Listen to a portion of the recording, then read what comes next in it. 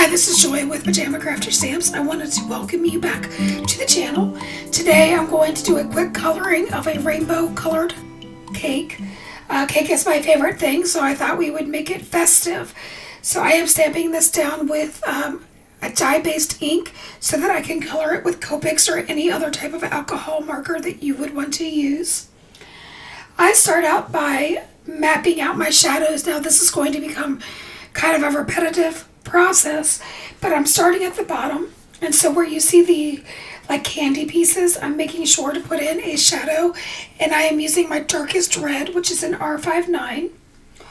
Once I put that down, I use my next darkest color, which is R29, and I extend that shadow. Then I bring in an R46, which is my main color, and then an R24, which is my highlight color, and I make sure to blend that in.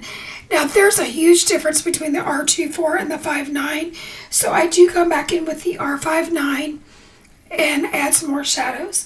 Next I bring in my YR09, and the reason I use that R24 is that it's got a kind of a curl color, so it plays really nice with orange. So now we're looking like we have a really nice gradient. From that YR09, I use a YR07, and then I use a YR04, and then I come in with Y38. And the reason I do that is my next color is a yellow, and I don't have a lot of space for that. So under the icing arches, I'm using Y19, and then I'm working down to Y15 and then Y13. For my green layer, I use a YG01 as an underpainting, and then for my shadows, I use a G09, a G07, and a G03, and I blend those out, and you'll notice that where those little candy pieces are or where the drips of icing are, I'm really emphasizing that G09. Again, with the blue layer, I'm using a B01 as an underpainting, and then I'm using a B29, a 26, and a 23. For the purple layer, I'm using RV13, then I'm coming in with V17, 15, and 12. And at the end, I'm thinking it's not vibrant enough, so I come in with an RV 14, and you'll see that in there. So underpainting is really key here with these colors. What's nice about Copics is they are translucent, meaning that you can layer them and they will still shine through, and you can darken them or you can brighten them depending on your families.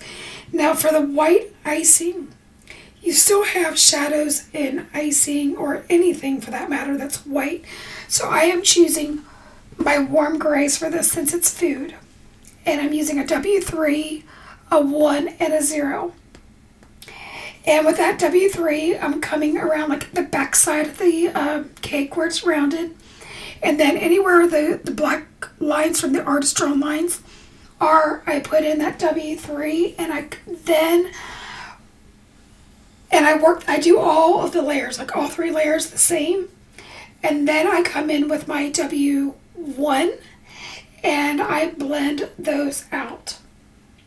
Even on the icing layers in between the cake, I use that W3, W1, and a W0. For the plate, I decided to go with an almost black.